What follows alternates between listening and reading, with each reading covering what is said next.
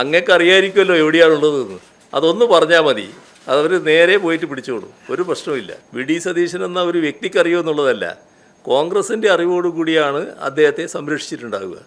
ആ സംരക്ഷണം എന്താണെന്ന് അദ്ദേഹത്തിന് മനസ്സിലാക്കാൻ പറ്റും. ആ വിവരം കൊടുത്താൽ നേരെ പിടിക്കാനും പറ്റും. ഇവിടുത്തെ ജില്ലയിലെ ഒരു MLA ഇല്ലേനോ കോൺഗ്രസിൻ്റെ, എന്തേനോ അദ്ദേഹത്തിൻ്റെ പേര്?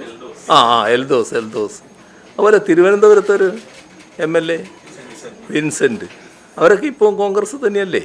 ഈ MLA-മാരായിട്ടുള്ള ചിലർ ഇപ്പോൾ കോൺഗ്രസ് പാർട്ടിയിലുള്ളവർ, അവർ ചിലർ ജയിലിലടക്കം കിടന്നിനല്ലോ. ആ ജയിലിൽ കിടന്നവരെ പാർട്ടിയിൽ നിന്ന് പുറത്താക്കിനോ അവർ? ഭാവിയിലെ നിക്ഷേപം എന്ന് വിശേഷിപ്പിച്ചുകൊണ്ട് അവതരിപ്പിക്കുകയായിരുന്നു വേണ്ടിയിരുന്നത്. അതൊക്കെ സ്വയമേവ പരിശോധിക്കേണ്ട കാര്യമല്ലേ, ബന്ധപ്പെട്ട നേതൃത്വങ്ങൾ പരിശോധിക്കേണ്ട കാര്യമല്ലേ. ഞാനിപ്പോൾ പറയുന്നില്ല കേട്ടോ, നിങ്ങൾക്ക് എല്ലാവർക്കും അറിയാമല്ലോ, നിങ്ങളെല്ലാവരും നല്ല ശൈലിയിൽ എഴുതുന്നവരും പറയുന്നവരുമാണല്ലോ. അങ്ങനെയൊരു ഒരു ഒരു അധപ്പതനം എങ്ങനെയാണ് ഒരു പാർട്ടിയിൽപ്പെട്ട ആളുകൾക്ക് സംഭവിക്കുന്നത്? നമുക്ക് ആ വിഷയം വിടാം കേട്ടോ, അത് തന്നെ ഇങ്ങനെ പറഞ്ഞുകൊണ്ടിരിക്കേണ്ട. അത് ഏത് തെരഞ്ഞെടുപ്പിനെ പറ്റി വന്നാലും അത്തരം കാര്യങ്ങൾ സ്വാഭാവികമായിട്ട് നമ്മുടെ നാട്ടിൽ ചർച്ച ചെയ്യപ്പെടുമല്ലോ, അത് സ്വാഭാവികമായിട്ടുള്ളൊരു കാര്യമാണല്ലോ. പക്ഷേ സർക്കാരിൻ്റെ വിലയിരുത്തൽ എന്ന് പറയുന്നത് ദൈനംദിനം ജനങ്ങൾ നടത്തിക്കൊണ്ടിരിക്കുന്നൊരു കാര്യമാണ്. അതാണ് നാം കാണേണ്ട ഒരു കാര്യം. അത് ഏതെങ്കിലും ഒരു പ്രത്യേക ഘട്ടത്തിലല്ല, അവസാന വിലയിരുത്തൽ നിയമസഭാ തെരഞ്ഞെടുപ്പ് വരുമ്പോൾ നടത്തുകയും ചെയ്യും. അങ്ങനെയും അതിനെ കാണേണ്ടതായിട്ടുണ്ട്. ഇത് നമ്മുടെ പാർലമെൻറ്റ് അംഗങ്ങളെല്ലാം ഈ പറയുന്ന കാര്യങ്ങൾ ചെയ്യാൻ ബാധ്യപ്പെട്ടവരാണ്. ഏത് കാര്യങ്ങൾ? സംസ്ഥാനത്തിന് അർഹതപ്പെട്ട പല കാര്യങ്ങളും നേടിയെടുക്കാനുണ്ട്. നിങ്ങളുടെ എല്ലാവരുടെയും ശ്രദ്ധയിലുണ്ടാവും, ഈ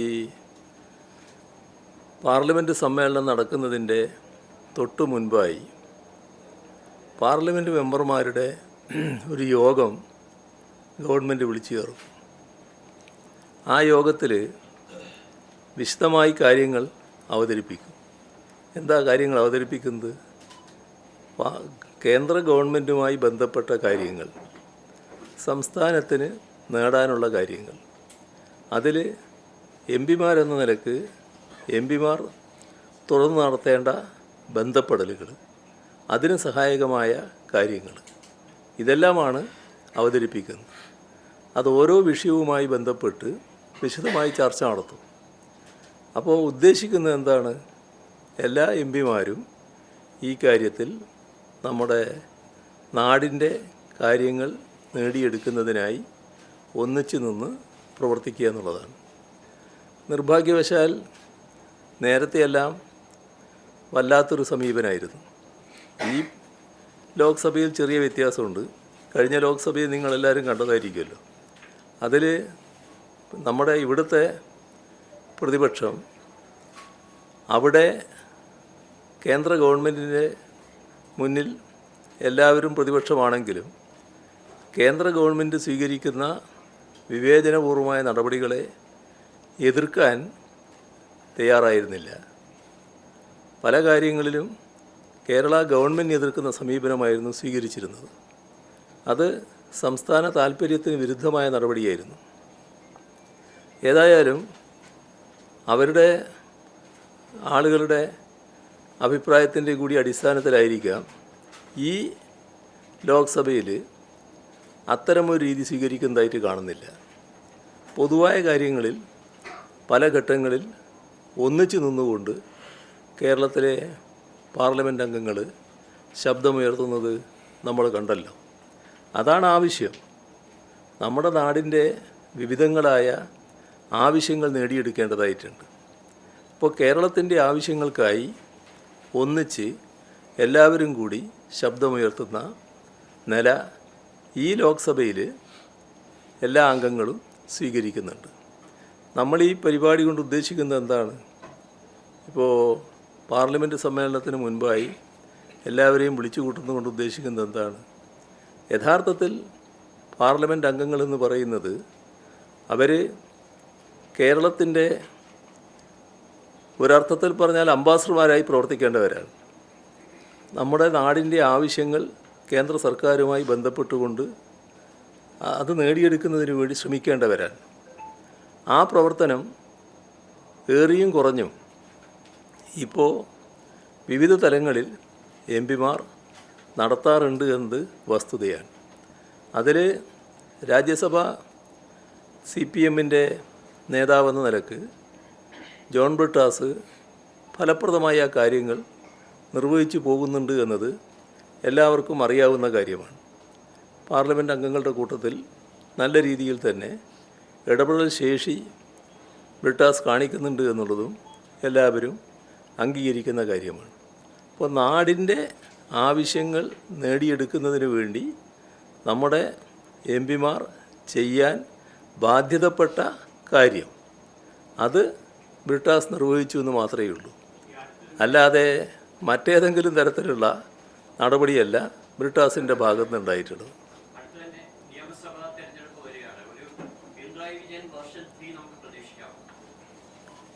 അതൊക്കെ ജനങ്ങൾ തീരുമാനിക്കേണ്ട കാര്യമാണ്. എൻ്റെ കാര്യം പാർട്ടിയും തീരുമാനിക്കേണ്ടതാണ്. അതൊന്നും നമ്മളിപ്പോൾ ചർച്ച ചെയ്തിട്ട് കാര്യമില്ല. കേരളത്തിലെ ഒരു MLA കഴിഞ്ഞ 7 ദിവസമായിട്ട് ഒളിവിലാണ്. കോടതി അദ്ദേഹത്തിന്റെ അറസ്റ്റ് തടയേണ്ടതില്ല എന്ന അഭിപ്രായം പറയുകയും ചെയ്തു. പക്ഷേ പോലീസിന് അദ്ദേഹത്തെ ഇതുവരെ കണ്ടെത്താൻ കഴിഞ്ഞിട്ടില്ല.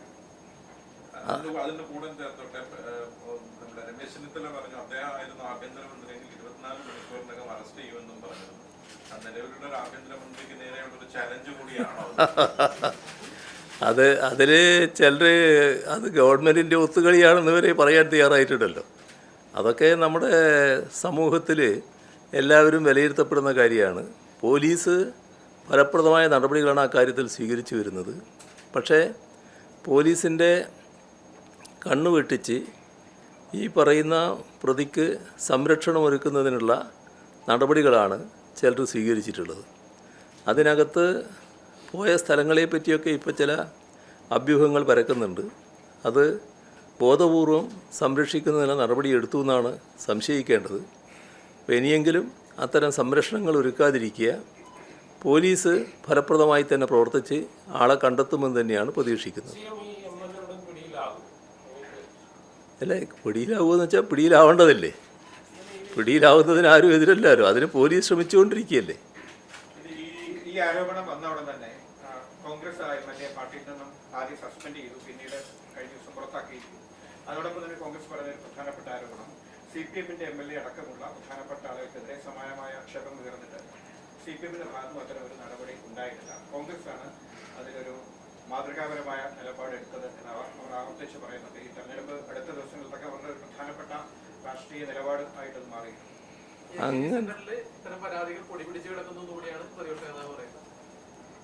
അല്ല, നമ്മളിപ്പോൾ അത് തന്നെ അലക്കിക്കൊണ്ടിരിക്കേണ്ട കാര്യമുണ്ട്. അങ്ങനെ മാതൃകാപരമാണെന്നൊക്കെ പറയാൻ പറ്റുമോ? ജയിലിൽ കിടന്നയാൾ ഈ സംസാരിക്കുമ്പോൾ ചിലപ്പോൾ അടുത്തുണ്ടാവുമല്ലോ. ഈ പറഞ്ഞയാൾ സംസാരിക്കുമ്പോൾ അന്നേരം അദ്ദേഹം ഉണ്ടോയെന്ന് എനിക്കറിയില്ല. പക്ഷേ ഇത്തരമൊരു കുറ്റത്തിൽ ജയിലിൽ കിടന്നയാൾ ഒപ്പം കഴിയുന്നില്ലേ? ഈ പറയുന്നയാളല്ല. അങ്ങനെ ആളുകളെ പുറത്താക്കിനോ? പുറത്താക്കപ്പെട്ടിനോ?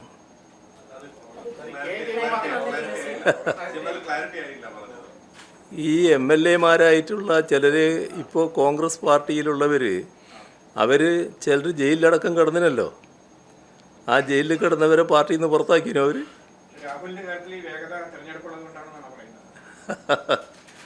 രാഹുലിൻ്റെ കാര്യം നമ്മുടെ നാട് സമൂഹം പൊതുവിൽ നല്ല നിലക്ക് കൈകാര്യം ചെയ്യേണ്ടി വന്നത് എന്തുകൊണ്ടാണ്? ഏതെല്ലാം രീതിയിലുള്ള വിവരങ്ങളാണ് പുറത്തു വന്നത്? എത്ര ബീഭത്സമായ കാര്യങ്ങളാണ്. നമുക്ക് സാധാരണഗതിയിൽ പ്രതീക്ഷിക്കാൻ കഴിയുന്ന കാര്യങ്ങളാണോ വന്ന കാര്യങ്ങൾ? ഞാനതാകെ ഇപ്പോൾ വീണ്ടും ആവർത്തിച്ച് പറയാനൊന്നും ഉദ്ദേശിക്കുന്നില്ല. കാരണം നിങ്ങൾക്കെല്ലാവർക്കും അറിയാവുന്ന കാര്യമാണ്. മനുഷ്യ മനസ്സാക്ഷിയുള്ള ആരെയും ഞെട്ടിപ്പിക്കുന്ന വൈകൃതങ്ങളല്ലേ ഉണ്ടായിട്ടുള്ളത്.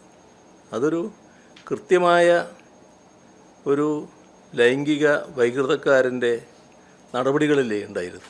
ഒരു പൊതുപ്രവർത്തകന് ചേർന്നതാണോ? പൊതുസമൂഹത്തിന് ചേർന്നതാണോ? അത്തരമൊരു പൊതുപ്രവർത്തകനെ സാധാരണഗതിയിൽ പൊതുപ്രവർത്തനത്തിൽ നിന്ന് ഇത്തരം ആരോപണങ്ങൾ വരുമ്പോൾ തന്നെ മാറ്റി നിർത്താനല്ലേ ശ്രമിക്കേണ്ടിയിരുന്നത്. ഇപ്പോൾ വന്നിടത്തോളം കാര്യങ്ങൾ വന്നാൽ ആദ്യം വന്ന വാർത്തകളെല്ലാവരും ഇത് നേരത്തെ തന്നെ ഇതുമായി ബന്ധപ്പെട്ട വിവരങ്ങൾ നേതൃത്വം അറിഞ്ഞിരുന്നു എന്നല്ലേ പറയുന്നത്?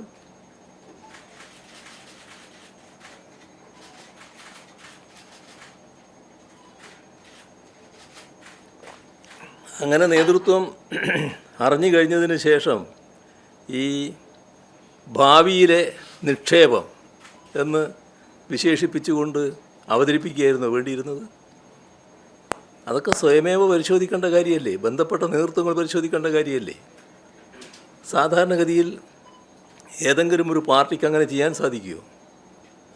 എപ്പോഴും ഇത്തരം ആളുകളെ അകറ്റി നിർത്താനല്ലേ ഏത് പാർട്ടിയും ശ്രമിക്കേണ്ടത്? ഇന്ത്യൻ നാഷണൽ കോൺഗ്രസ് എന്ന് പറഞ്ഞാൽ മഹത്തായ ഒരു പാർട്ടിയല്ലേ, മഹത്തായ പാരമ്പര്യമുള്ളൊരു പാർട്ടിയല്ലേ? ആ പാരമ്പര്യം തീർത്തും കളഞ്ഞു കുളിക്കുന്നത് ശരിയാണോ? അവരാലോചിക്കേണ്ടതല്ലേ അതൊക്കെ?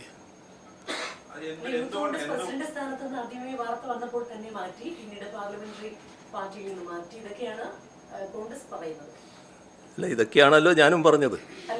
അതിന് ശേഷമുള്ളതാണല്ലോ ഞാനും പറഞ്ഞത്. ഈ പരാതി പെൺകുട്ടികൾ പരാതി കൊടുക്കാതെ ഒരു വെട്ടുകളി കൂട്ടം നിരന്തരമായി ഇവർ ആക്രമിക്കുന്നുണ്ട്, പല സ്ത്രീകളെയും സൈബർ അറ്റാക്കിംഗ് നടത്തുന്നുണ്ട്. അതുകൊണ്ടാണ് പരാതികൾ പരാതിയായിട്ട് വരാത്തതെന്നാണ് ഇപ്പോൾ പറയുന്നത്. അപ്പൊ ഇത്തരക്കാർക്കെതിരെ ഒരു ശക്തമായ നടപടി ഉണ്ടാവും. നിങ്ങൾ കാണേണ്ടത് ഇപ്പോൾ ഏറ്റവും ഒടുവിൽ വന്ന പരാതിയിൽ പറയുന്ന കാര്യങ്ങൾ. പരാതി പരിശോധിച്ചാലേ അതിൻ്റെ വസ്തുതകൾ മനസ്സിലാക്കാൻ പറ്റൂ. പക്ഷേ അല്ല എന്നിപ്പോൾ ആർക്കും പറയാൻ പറ്റില്ലല്ലോ. കാരണം ഒരാൾ എത്തിച്ചു കൊടുക്കുകയാണെന്നാണല്ലോ. എന്താ അതിന് പറയുക സാധാരണ മലയാളത്തിൽ? ഞാനിപ്പോൾ പറയുന്നില്ല കേട്ടോ, നിങ്ങൾക്ക് എല്ലാവർക്കും അറിയാമല്ലോ. നിങ്ങളെല്ലാവരും നല്ല ശൈലിയിൽ എഴുതുന്നവരും പറയുന്നവരുമാണല്ലോ. അങ്ങനെയൊരു ഒരു ഒരു അധപ്പതനം എങ്ങനെയാണ് ഒരു പാർട്ടിയിൽപ്പെട്ട ആളുകൾക്ക് സംഭവിക്കുന്നത്? അതാണോ സാധാരണ രാഷ്ട്രീയ പ്രവർത്തനം എന്ന് പറയുന്നത്? ആളെ ഇങ്ങനെ എത്തിച്ചു കൊടുക്കലാണോ രാഷ്ട്രീയ പ്രവർത്തനത്തിൻ്റെ ഭാഗമായിട്ട് ചെയ്യേണ്ടത്? ഒരാൾ ആഫീസും പൂട്ടി സ്ഥലം വിട്ടു എന്ന് പറഞ്ഞില്ലേ ഇതിൻ്റെ ഭാഗമായിട്ട്? അങ്ങനെയുള്ള കാര്യങ്ങളല്ലേ ഇവിടെ സംഭവിച്ചിട്ടുള്ളത്. പിന്നെ എന്തിനാണ് ഈ നിങ്ങൾ പറഞ്ഞ വെട്ടുകിളികൾ രംഗത്ത് വരുന്നത്? ഇയാളെ തൊട്ട് ആരും പറയാൻ പാടില്ല. അങ്ങനെ പറയുമ്പോൾ, അങ്ങനെ പറയാൻ തയ്യാറായാൽ ആ പറയുന്നവർക്കെതിരെയുള്ള ഭയങ്കര അസഭ്യവർഷം, എന്തെല്ലാം ആക്ഷേപങ്ങൾ, ഏതെല്ലാം തരത്തിലുള്ള അവഹേളിക്കലുകൾ. നിങ്ങൾ ചില ആളുകളെ, നിങ്ങളെന്ന് പറഞ്ഞാൽ ഇവിടെ എറണാകുളത്തുള്ളവരല്ല, ചിലയിടത്തുണ്ടായല്ലോ മാധ്യമ പ്രവർത്തകർ ചില കോൺഗ്രസ് നേതാക്കളെ കാണുമ്പോൾ, കോൺഗ്രസ് നേതാക്കളോട് ചോദ്യങ്ങൾ ചോദിക്കുമ്പോൾ, ഇതുമായി ബന്ധപ്പെട്ട് ചോദ്യം വന്നപ്പോൾ എന്താ കണ്ട ബഹളം? ഇതൊക്കെ സാധാരണ സംഭവിക്കുന്നൊരു കാര്യമാണോ? ഏതെങ്കിലും പാർട്ടിയിൽ സംഭവിക്കും ഇങ്ങനെ? അതും കേരളത്തിലെ ഇന്ന് ജീവിച്ചിരിക്കുന്ന കോൺഗ്രസ് നേതാക്കളിലെ ഏറ്റവും പ്രമുഖൻ അല്ലെങ്കിൽ പ്രമുഖരിലൊരാൾ എന്ന് പറയാവുന്നയാൾ സംസാരിക്കുകയാണ്. ആ സംസാരിക്കുമ്പോഴാണ് സ്വന്തം അനുയായികൾ തന്നെ വലിയ തോതിൽ ബഹളം വെക്കുന്നത്. എന്തുകൊണ്ട് ഇദ്ദേഹത്തെപ്പറ്റി ചോദ്യം വന്നുകൂടാ? നൽകുന്ന കൃത്യമായ സന്ദേശം എന്താണ്? ആരും ഇദ്ദേഹത്തെ തൊടാൻ പാടില്ല, ഇദ്ദേഹം ചെയ്ത തെറ്റുകളെക്കുറിച്ച് പറയാൻ പാടില്ല, അതെല്ലാം ഞങ്ങളുടെ സ്വന്തമാണ് എന്ന ഒരു സന്ദേശം നൽകിക്കൊണ്ടിരിക്കുകയല്ലേ. ഇത്തരത്തിൽ ഒരു സംരക്ഷണ വലയം എന്തിനാണ് ഒരുക്കാൻ തയ്യാറായത്? അതും നമ്മൾ ആലോചിക്കേണ്ടതല്ലേ. നമുക്ക് ആ വിഷയം വിടാ കേട്ടോ, അത് തന്നെ ഇങ്ങനെ പറഞ്ഞുകൊണ്ടിരിക്കണ്ട.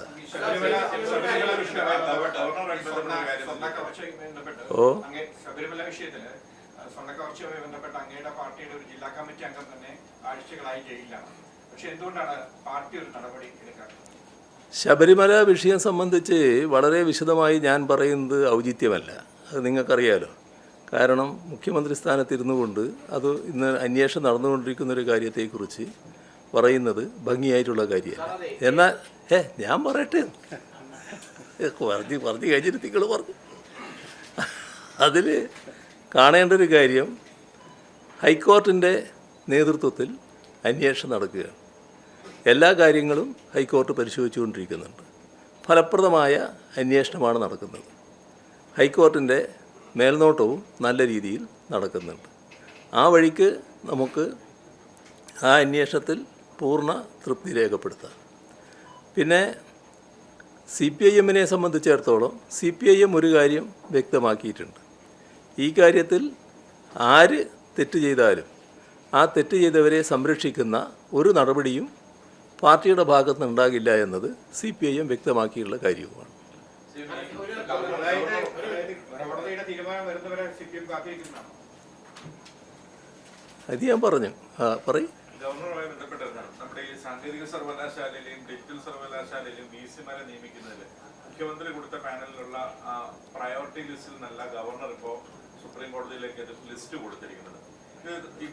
നമ്മുടെ സ്വകാര്യ സർവകലാശാല ബില്ലും പ്രസിഡന്റിന്റെ കയ്യിലാണ്. ഇത്തരം സാധനങ്ങൾ നമ്മുടെ ഫെഡറൽ സംവിധാനത്തെ എത്രത്തോളം ബാധിക്കുന്നു? നമ്മുടെ ഈ വിദ്യാഭ്യാസ മേഖലയിൽ അനിശ്ചിതാവസ്ഥയ്ക്ക് ഒരുപാട് കാരണമാകുന്നില്ലേ ഗവർണറുടെ ഇടപാടുകൾ, നിലപാടുകൾ?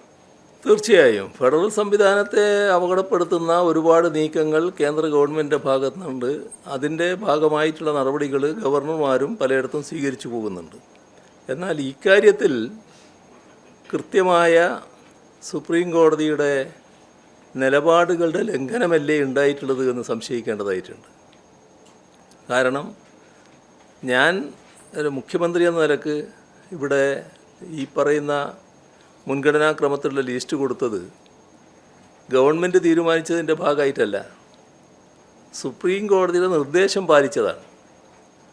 സുപ്രീം കോടതി പറഞ്ഞത് ഈ പറയുന്ന ലിസ്റ്റ് മുഖ്യമന്ത്രിയുടെ കയ്യിൽ കിട്ടിയാൽ അതിൽ മുൻഗണന നിശ്ചയിച്ചുകൊണ്ട് ഗവർണർക്ക് കൊടുക്കണം.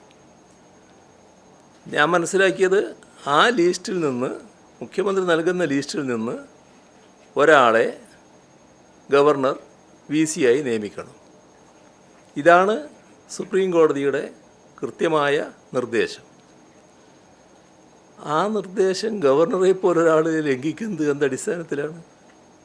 മനസ്സിലാക്കാൻ കഴിയാത്തൊരു കാര്യമാണത്. നിർദ്ദേശമനുസരിച്ചാണ്, സുപ്രീം കോടതിയുടെ നിർദ്ദേശമനുസരിച്ചാണ് മുഖ്യമന്ത്രി ഈ പറയുന്ന ലിസ്റ്റ് കൊടുക്കുന്നത്. ആ ലിസ്റ്റിൽ പറയുന്ന ആളുകളെ പരിഗണിക്കുന്നേയില്ല. എന്നിട്ടോ എന്തെല്ലാം കാരണങ്ങൾ കൊണ്ട് ഈ നേരത്തെ തന്ന ലിസ്റ്റിൽപ്പെട്ട ഒരാൾ അയോഗ്യയാണ് എന്നത് മുഖ്യമന്ത്രി ചൂണ്ടിക്കാണിച്ചത് അതിനെ പൂർണ്ണമായി തള്ളിക്കൊണ്ട് അങ്ങനെയുള്ള ആളെ അടക്കം നിയമിക്കുന്ന നിലയാണ് സ്വീകരിച്ചിട്ടുള്ളത്. വളരെ വിചിത്രമായ കാര്യമാണ്. ഇത്ര നഗ്നമായി സുപ്രീം കോടതിയുടെ നിർദ്ദേശം ലംഘിക്കാനുള്ള മനോഭാവം എങ്ങനെയാണ് ഗവർണർക്ക് ഉണ്ടാകുന്നത്? ഏതെങ്കിലും ഒരു ഗവർണർക്ക് മാത്രമായിട്ട് അങ്ങനെ ഒരു ധൈര്യം വരുമോ? ഇതാണ് നാം ചിന്തിക്കേണ്ട കാര്യം. സുപ്രീം കോടതിയുടെ നിർദ്ദേശം പരസ്യമായി ലംഘിക്കപ്പെട്ടിരിക്കുന്നു. ബാക്കി കാര്യങ്ങൾ കോടതി ആലോചിക്കേണ്ടതാണ്. ഇന്ന് കോടതി അതുമായി ബന്ധപ്പെട്ട കാര്യങ്ങൾ ആലോചിക്കുന്നുണ്ടെന്നാണ് തോന്നുന്നത്. കോടതിയുടെ നിർദ്ദേശം വരട്ടെ, അതനുസരിച്ച് നമുക്ക് എല്ലാവർക്കും പ്രവർത്തിക്കാം.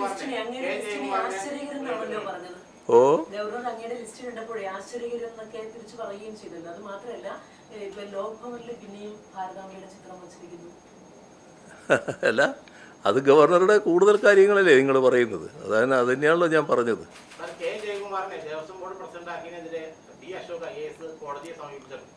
സർക്കാർ എടുത്ത ഒരു തീരുമാനത്തിനെതിരെയാണ് ഒരു IAS ഉദ്യോഗസ്ഥൻ പ്രിൻസിപ്പൽ സെഷൻസ് കോടതിയെ സമീപിക്കുന്നത്. അതൊരു ഭരണഘടനാപരമായിട്ടും റൂൾ ഓഫ് ഇൻഷുറൻസിന്റെ ഭാഗമായിട്ട് ശരിയല്ല. രണ്ടാമത്തെ കാര്യം, K. ജയകുമാറും മറ്റ് അംഗങ്ങളും തമ്മിലുള്ള ഭിന്നത രൂക്ഷമാകുന്ന പത്രങ്ങളിലൊക്കെ വരുന്നുണ്ട്. അത് ഈ മണ്ഡലവാസം ഇപ്പോൾ ഒരു പീക്കിലെത്തിക്കുന്ന സമയം.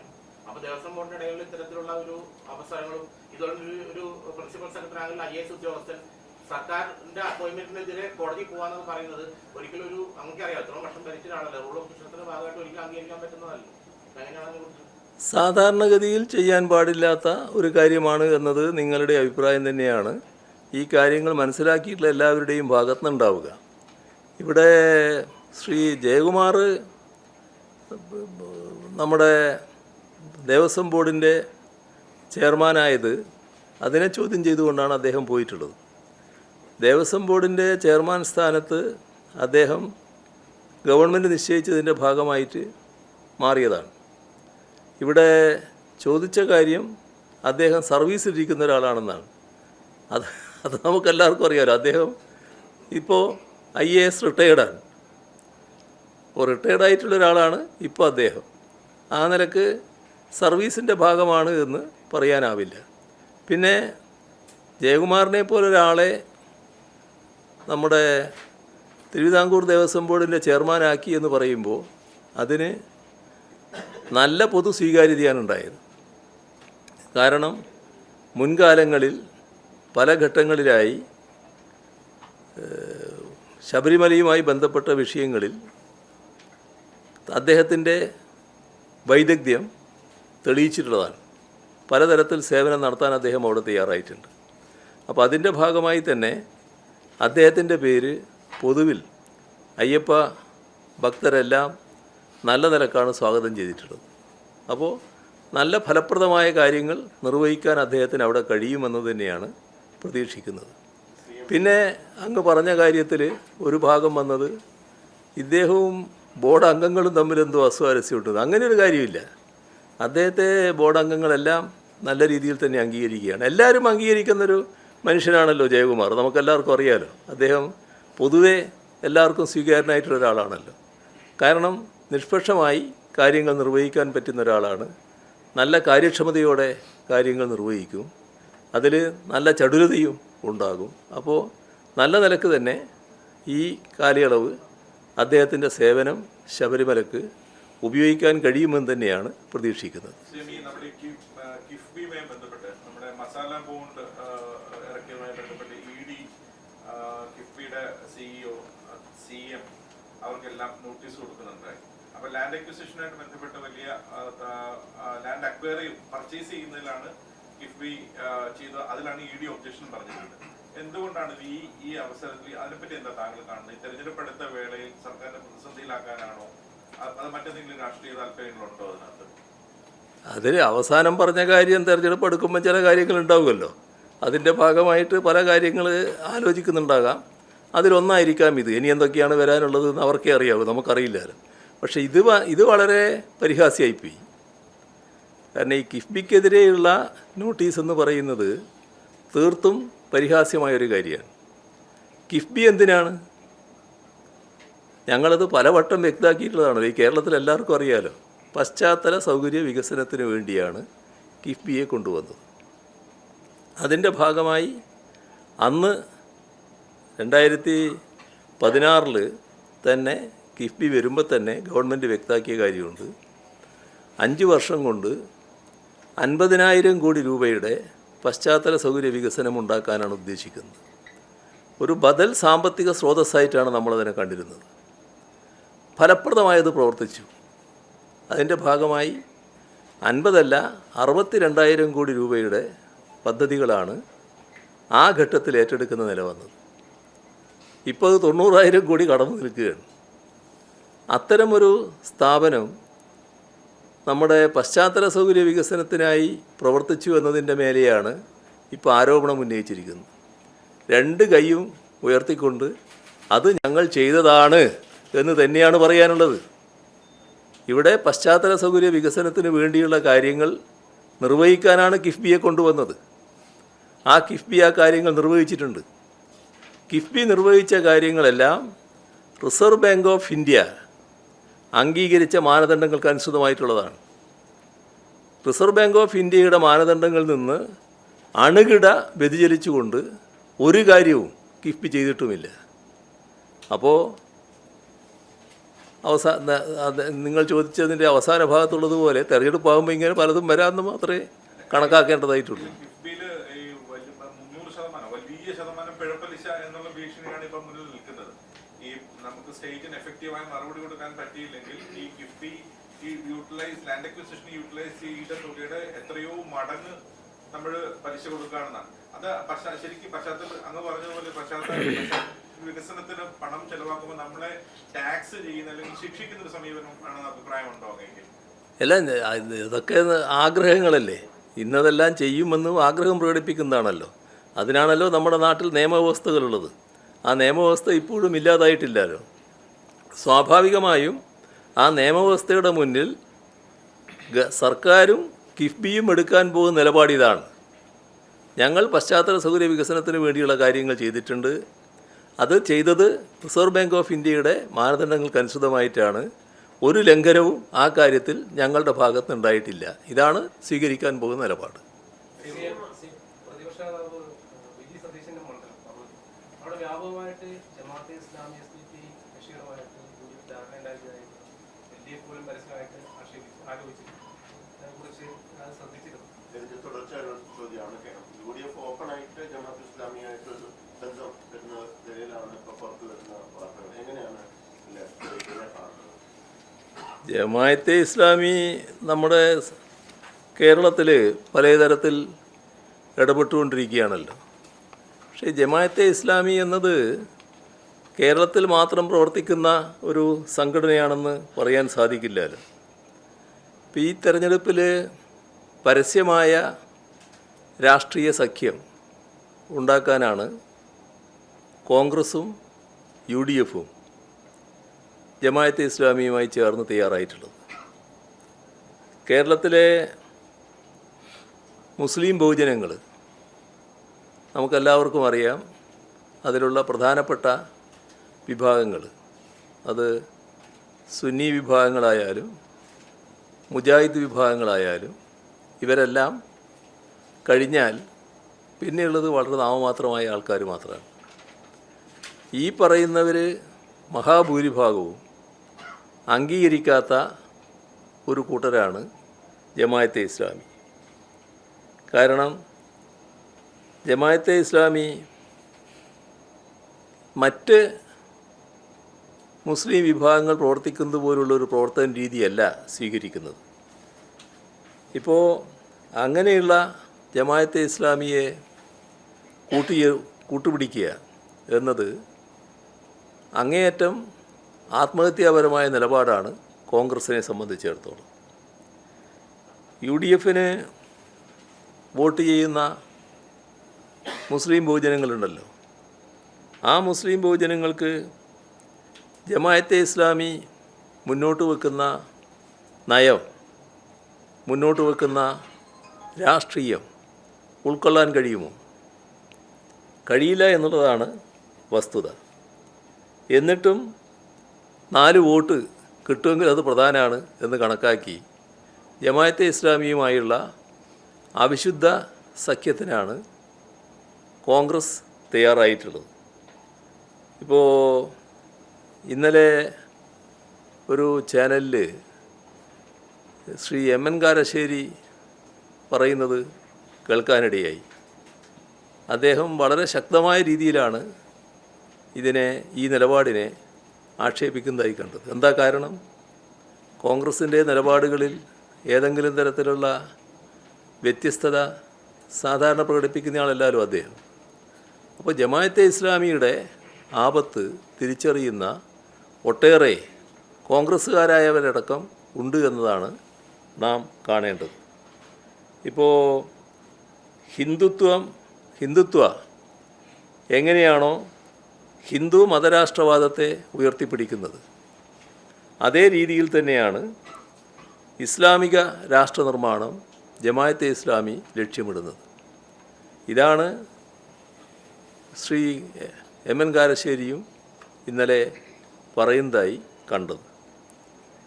ഹിന്ദുത്വക്ക് ഹിന്ദു വിശ്വാസവുമായി ഒരു ബന്ധവുമില്ല എന്നത് അനുഭവത്തിൽ എല്ലാവർക്കും അറിയാവുന്ന കാര്യമാണ്. അതുതന്നെയാണ് ജമാഅത്തെ ഇസ്ലാമി പോലുള്ള രാഷ്ട്രീയ ഇസ്ലാമിന് സാധാരണഗതിയിലുള്ള ഇസ്ലാം വിശ്വാസികളുമായിട്ട് ഒരു ബന്ധവുമില്ല എന്നത് നാം കാണേണ്ടത്. ഇപ്പോൾ നമ്മുടെ ലോകത്തിൻ്റെ അനുഭവം പരിശോധിച്ചാൽ മുസോളിനി പ്രാചീന റോമിൻ്റെ പാരമ്പര്യം, ഹിറ്റ്ലർ ആര്യവംശ പാരമ്പര്യം, ഇതെല്ലാം ഇളക്കി വിട്ടുകൊണ്ട് നടത്തിയ പ്രവർത്തനങ്ങളുണ്ടല്ലോ. അതിന് തുല്യമായിട്ടുള്ളതാണ് ഇവിടെ മതാത്മകമായ ദേശീയത ഹിന്ദുത്വവാദികളുടെ ഭാഗത്ത് നിന്ന്, പൊളിറ്റിക്കൽ ഇസ്ലാമിസ്റ്റുകൾ വേറൊരു ഭാഗത്ത് ഒരേ രീതിയിൽ കാര്യങ്ങൾ നിർവഹിക്കാൻ നോക്കുന്നത്. അപ്പോൾ മതരാഷ്ട്രവാദമാണ് ഇവർ എല്ലാവരുടെയും അടിസ്ഥാനം. അതിനൊരു അടിസ്ഥാനമായ ആശയ പരിസരം ഈ നിലയിലാണ് എന്നത് നാം കാണേണ്ടതായിട്ടുണ്ട്. മതം നിയന്ത്രിക്കുന്ന പരമാധികാര ഭരണകൂടം, അതാണ് ഇവരെല്ലാം സ്വപ്നം കാണുന്നത്. ഇന്ത്യൻ ഭരണഘടനയും മതനിരപേക്ഷതയും ബഹുസ്വരതയും അംഗീകരിക്കുന്ന മുസ്ലിങ്ങൾ അവർ ഇസ്ലാമിന് പുറത്താണ് എന്നാണ് മൗദൂദി നേരത്തെ തന്നെ പറഞ്ഞു വച്ചിട്ടുള്ളത്. കുതുബത്ത് എന്ന തൻ്റെ ഗ്രന്ഥത്തിൽ ജനാധിപത്യത്തെയും ആധുനിക പൗരനിയമങ്ങളെയും ഇസ്ലാമിക വിരുദ്ധമാണ് എന്ന് കൽപ്പിച്ചുകൊണ്ട് തള്ളിക്കളയാനും മൗദൂദി ആഹ്വാനം ചെയ്തിട്ടുണ്ട്. മതത്തെ രാഷ്ട്രമായി നിർവചിക്കുകയാണ് അദ്ദേഹം ചെയ്തത്. മതഭരണകൂടം സ്ഥാപിക്കണമെന്നും അതിനായി രക്തസാക്ഷിയാവണം എന്നുമാണ് മൗദൂദി പറഞ്ഞിട്ടുള്ളത്. മൗദൂദിയൻ ആശയങ്ങൾ അങ്ങേയറ്റം ഇസ്ലാമിക വിരുദ്ധമാണ് എന്ന് പറഞ്ഞതാരാ? അത് ഇസ്ലാം മതപണ്ഡിതന്മാർ തന്നെയാണ്. അവർ ഉറച്ച സ്വരത്തിലാണ് ഇത് ഇസ്ലാമിക വിരുദ്ധമാണ് എന്നത് വ്യക്തമാക്കിയിട്ടുള്ളത്. നമ്മുടെ രാജ്യം 1947 ഇന്ത്യയും പാകിസ്ഥാനുമായി വിഭജിക്കപ്പെട്ടു. അതോടെ അതേവരെ ഉണ്ടായിരുന്ന ജമാഅത്തെ ഇസ്ലാമിയും രണ്ടായി. മൗദൂദി പാകിസ്ഥാനിലേക്ക് കുടിയേറി. പാകിസ്ഥാനിൽ വേറുറപ്പിക്കാൻ അഹമ്മദീയ മുസ്ലിങ്ങളെ ഇസ്ലാമിൻ്റെ ശത്രുവായി അവതരിപ്പിച്ച് അവർക്കെതിരെ അവിടെ വിദ്വേഷം കുത്തിയിളക്കി. 1953 ജമാഅത്തെ ഇസ്ലാമിയുടെ നേതൃത്വത്തിൽ അഹമ്മദിയ മുസ്ലിങ്ങളെ ക്രൂരമായി വേട്ടയാടുന്ന നിലയുമുണ്ടായി. അഹമ്മദിയ മുസ്ലിങ്ങളെ അമുസ്ലിങ്ങളായി പ്രഖ്യാപിച്ച ജമാഅത്തെ ഇസ്ലാമി അവരെ കലാപത്തിലൂടെ വംശഹത്യ നടത്തുകയും അവരുടെ സ്വത്തുവകകൾ കയ്യേറുകയും ചെയ്തു. പിന്നീട് ഈ കുറ്റകൃത്യങ്ങളുടെ പേരിൽ മൗദൂദിക്ക് കോടതി വധശിക്ഷ തന്നെ വിധിക്കുകയുണ്ടായി. പിന്നീട് ശിക്ഷ ഇളവ് കിട്ടി. അഹമ്മദിയ വംശഹത്യയെക്കുറിച്ച് അന്വേഷിച്ച ജസ്റ്റിസ് മുനീർ കമ്മീഷൻ, ആ കമ്മീഷൻ റിപ്പോർട്ട് ജമാഅത്തെ ഇസ്ലാമിയുടെ ചെയ്തികൾ ഇസ്ലാമിക വിരുദ്ധവും അതിക്രൂരവും ആണെന്ന് വിലയിരുത്തി. ബംഗ്ലാദേശ് വിമോചന സമരകാലത്ത് സ്വാതന്ത്ര്യത്തിന് വേണ്ടി പോരാടിയ ബംഗ്ലാദേശ് മുസ്ലിങ്ങളെ കൂട്ടക്കൊല നടത്താൻ നേതൃത്വം നൽകിയത് ബംഗ്ലാദേശിലെ ജമാഅത്തെ ഇസ്ലാമിയാണ്. ബംഗ്ലാദേശിലെ ജമാഅത്തെ ഇസ്ലാമി നേതാക്കൾ വർഷങ്ങൾക്ക് ശേഷം 2013 യുദ്ധക്കുറ്റത്തിന് ശിക്ഷിക്കപ്പെട്ടു. ഇന്ത്യയിൽ പൊളിറ്റിക്കൽ ഇസ്ലാമിസ്റ്റുകളും ഹിന്ദുത്വവാദികളും ഒരേ തൂവൽ പക്ഷികളാണ്. പുറമേക്ക് വിരുദ്ധപക്ഷമായി തോന്നും, പക്ഷേ ഭൂരിപക്ഷ ന്യൂനപക്ഷ വർഗീയതകൾ കത്തിച്ച് പരസ്പര സഹകരണത്തിൻ്റെ സാധ്യതകൾ തേടിയവരാണ് രണ്ടു കൂട്ടരും. മതരാഷ്ട്രവാദത്തിലൂന്നിയ പ്രസ്ഥാനങ്ങളാണ് ഇവ രണ്ടും. ജമാഅത്തെ ഇസ്ലാമി ഒരു രാഷ്ട്രീയ പാർട്ടിക്ക് രൂപം കൊടുക്കുന്നത് 2011 ഏപ്രിൽ 18-നാണ്. വെൽഫെയർ പാർട്ടി ഓഫ് ഇന്ത്യ പ്രഖ്യാപന ചടങ്ങിൽ അതിഥിയായി പങ്കെടുത്തവരിൽ ജമാഅത്ത് പരിവാറിൽ പെടാത്ത ഒരൊറ്റ വ്യക്തി മാത്രമേ ഉണ്ടായിരുന്നുള്ളൂ. ചടങ്ങിൽ ആശംസ അർപ്പിച്ച ആ വ്യക്തിയുടെ പേര് ഡോക്ടർ ജെ കെ ജെയിൻ എന്നായിരുന്നു. BJP ദേശീയ ന്യൂനപക്ഷ മോർച്ചയുടെ അന്നത്തെ അധ്യക്ഷൻ. അതിന് 5 മാസങ്ങൾക്ക് മുൻപ് 2010 നവംബർ 12 ജമാഅത്തെ ഇസ്ലാമിക്ക് അനുകൂലമായി ഇതേ JK ജെയിൻ നൽകിയ പത്രപ്രസ്താവന ഇന്നും BJPയുടെ ഒഫീഷ്യൽ വെബ്സൈറ്റിലുണ്ട്. അതിൻ്റെ തലക്കെട്ട് ഡൽഹി രാംലീല മൈതാനത്ത് ഗരീബി ഹടാവോ റാലി നടത്താൻ ജമാഅത്തെ ഇസ്ലാമിക്ക് അനുമതി നിഷേധിച്ച UPA സർക്കാരിനെതിരായിരുന്നു. BJP ന്യൂനപക്ഷ മോർച്ച അധ്യക്ഷൻ്റെ പ്രസ്താവന അതായിരുന്നു. RSSുമായി ഈ അടുത്ത കാലത്ത് കൂടി രഹസ്യ ചർച്ച നടത്തിയവരാണ് ജമാഅത്തെ ഇസ്ലാമി. 2023 ആ ചർച്ച. ഇക്കഴിഞ്ഞ ജമ്മു കാശ്മീർ നിയമസഭാ തെരഞ്ഞെടുപ്പ്, ആ തെരഞ്ഞെടുപ്പിലും ഈ അവിശുദ്ധ ബന്ധം രാജ്യം കണ്ടതാണ്. ജമാഅത്തെ ഇസ്ലാമിയും BJPയും ഒരുമിച്ച് CPM സ്ഥാനാർത്ഥി മുഹമ്മദ് യൂസഫ് തരിഗാമിയെ പരാജയപ്പെടുത്താൻ അവിടെ ആകാവുന്നതെല്ലാം ചെയ്തു. പക്ഷേ ജനങ്ങൾ അവിടെ CPMനോടൊപ്പം നിന്നു. തരിഗാമി വിജയിച്ചു. RSS BJP പിന്തുണയിൽ മത്സരിച്ച ജമാഅത്ത് സ്ഥാനാർത്ഥി പരാജയപ്പെടുകയും ചെയ്തു.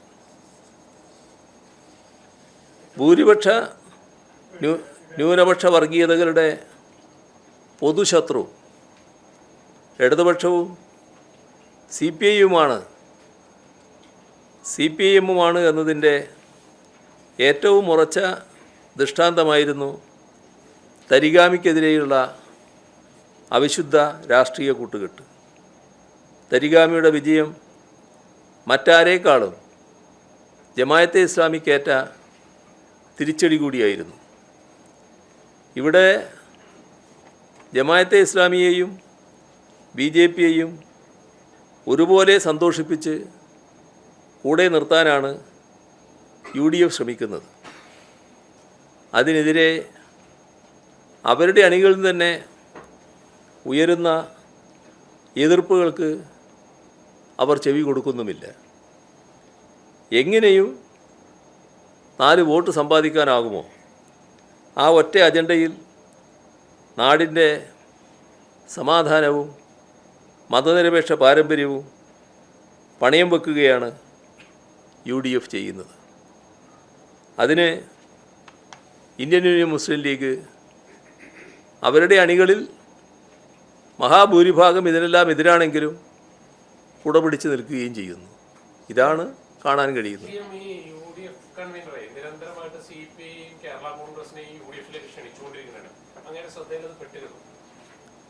ആ മോഹങ്ങൾക്ക് ആർക്കെങ്കിലും അതിരിടാൻ പറ്റുമോ?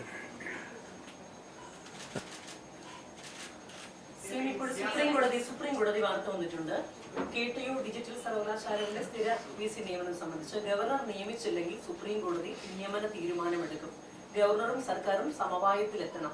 ഗവർണർ നിയമിച്ചില്ലെങ്കിൽ കോടതി നിയമിക്കും എന്നാണ് ഇപ്പോൾ അറിയിച്ചിരിക്കുന്നത്. അതെ, എന്താ അതിൻ്റെ മറ്റു വിശദാംശങ്ങൾ മനസ്സിലാക്കണമല്ലോ. എനിക്കിപ്പോൾ പറയാൻ കഴിയില്ലല്ലോ. മനസ്സിലാക്കാം. പ്രതിപക്ഷ നേതാവ് ഈ രാഹുൽ വിഷയത്തിൽ ഇന്ന് വീണ്ടും ഒരു അഭിപ്രായം പറഞ്ഞിട്ടുണ്ട്. രാഹുലിനെ അറസ്റ്റ് ചെയ്യാൻ സർക്കാർ ബോധപൂർവം വൈകിക്കുന്നതാണ്. തെരഞ്ഞെടുപ്പ് വഴി വിഷയം സജീവമാക്കി നിർത്തുകയും ശബരിമല വിഷയത്തിൽ നിന്നും ശ്രദ്ധ മാറ്റുവാനായിട്ടുള്ള സർക്കാരിന്റെ ഒരു തന്ത്രമാണ് ഈ അറസ്റ്റ് വൈകിപ്പിക്കൽ എന്നാണ് പ്രതിപക്ഷ നേതാവ് ഇപ്പോൾ പറയുന്നത്. അതിലൊരു കാര്യം മാത്രമേ പറയാനുള്ളൂ. അങ്ങക്ക് അറിയായിരിക്കുമല്ലോ എവിടെയാണുള്ളതെന്ന്. അതൊന്ന് പറഞ്ഞാൽ മതി, അതവർ നേരെ പോയിട്ട് പിടിച്ചോളൂ. ഒരു പ്രശ്നവുമില്ല. ഈ പ്രതിപക്ഷ നേതാവ് ഉൾപ്പെടെയുള്ള കോൺഗ്രസ് നേതാക്കൾ രാഹുലിനെ ഒളിപ്പിച്ച് വെക്കുന്നു എന്നാണ് ഈ പറഞ്ഞത് കൊണ്ട് പറയുകയാണ് ഞാൻ. അങ്ങക്ക് അറിയാമെന്ന് വെച്ചാൽ കോൺഗ്രസിൻ്റെ അറിവോടുകൂടിയാണല്ലോ എന്നാണ് ഞാൻ ഉദ്ദേശിക്കുന്നത്. VD സതീശൻ എന്ന ഒരു വ്യക്തിക്ക് അറിയോ എന്നുള്ളതല്ല, കോൺഗ്രസിൻ്റെ അറിവോടുകൂടിയാണ് അദ്ദേഹത്തെ സംരക്ഷിച്ചിട്ടുണ്ടാവുക. ആ സംരക്ഷണം എന്താണെന്ന് അദ്ദേഹത്തിന് മനസ്സിലാക്കാൻ പറ്റും. ആ വിവരം കൊടുത്താൽ നേരെ പിടിക്കാനും പറ്റും. ഒരു കാര്യം CM ഈ ജമാഅത്തെ ഇസ്ലാമിക്ക് ഇത്രയും വിശദമായി പറഞ്ഞതുകൊണ്ട് ചോദിക്കുകയാണ്. ഒരു കാലത്ത്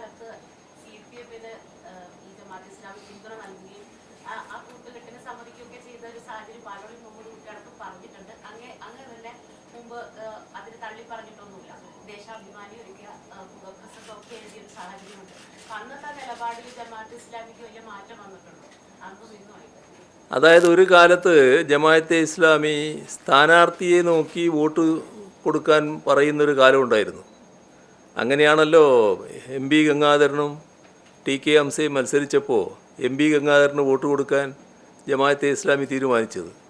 ആ രണ്ട് സ്ഥാനാർത്ഥികളിൽ ഏറ്റവും പരമയോഗ്യൻ എം പി ഗംഗാധരനാണ് എന്ന് ജമാഅത്തെ ഇസ്ലാമി മനസ്സിലാക്കി. അങ്ങനെയാണ് എം പി ഗംഗാധരന് വോട്ട് കൊടുക്കാൻ ജമാഅത്തെ ഇസ്ലാമി തീരുമാനിക്കുന്നത്.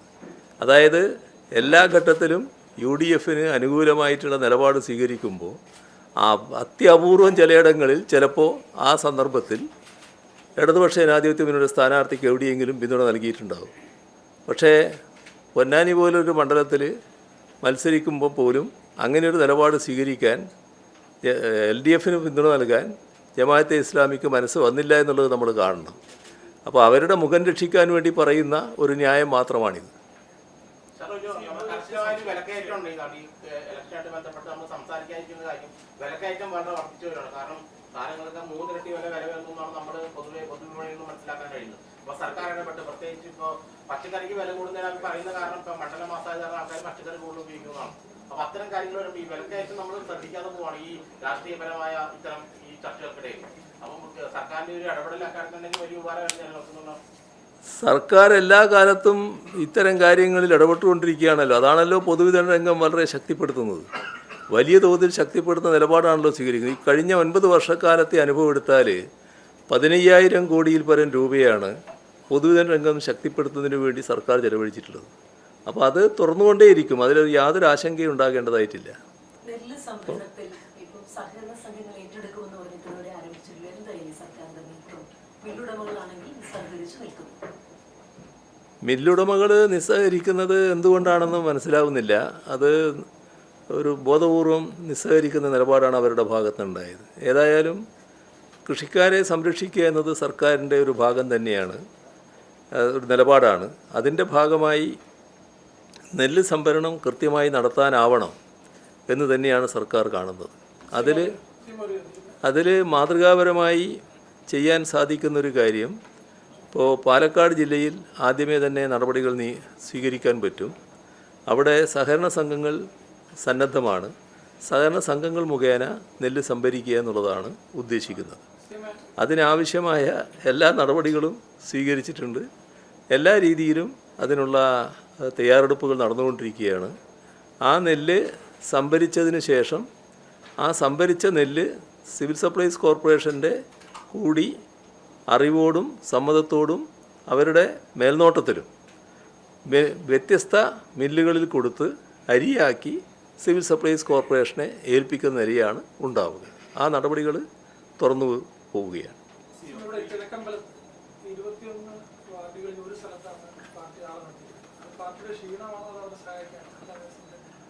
എന്താ നോക്കണം, എന്താന്ന് എനിക്കറിയില്ല, നോക്കണം. അപ്പോൾ നമുക്ക് അപ്പോൾ അതിൽ കോൺഗ്രസിന്റെ നേതാക്കൾ എല്ലാവരും തന്നെ പറയുന്നത് മുകേഷും അതുപോലെ തന്നെ പത്മകുമാറും അവർക്കൊന്നും തന്നെ CPM ആ ഒരു ധാർമ്മികത കാണിക്കുന്നില്ല, കോൺഗ്രസിന്റെ ഒരു ധാർമ്മികത കാണിക്കുന്നില്ല, പുറത്താക്കാനോ അല്ലെങ്കിൽ ഏതെങ്കിലും ഒരു നടപടിയെടുക്കാനോ ആ ഒരു ധാർമ്മികത എന്തുകൊണ്ട് CPMന്റെ ഭാഗത്ത് ഉണ്ടാവുന്നില്ല എന്നുള്ളത് പ്രതിപക്ഷം ചോദിക്കുകയാണ്. ഇപ്പോൾ ഇവിടുത്തെ ജില്ലയിലെ ഒരു MLA ഇല്ലേനോ കോൺഗ്രസിൻ്റെ, എന്തേനോ അദ്ദേഹത്തിൻ്റെ പേര് എൽദോസ്. അതുപോലെ തിരുവനന്തപുരത്തൊരു MLA വിൻസെൻ്റ്, അവരൊക്കെ ഇപ്പോൾ കോൺഗ്രസ് തന്നെയല്ലേ. ഇരിക്കട്ടെ, അപ്പോൾ നമുക്ക് ഇവിടെ അവസാനിപ്പിക്കാം. നന്ദി.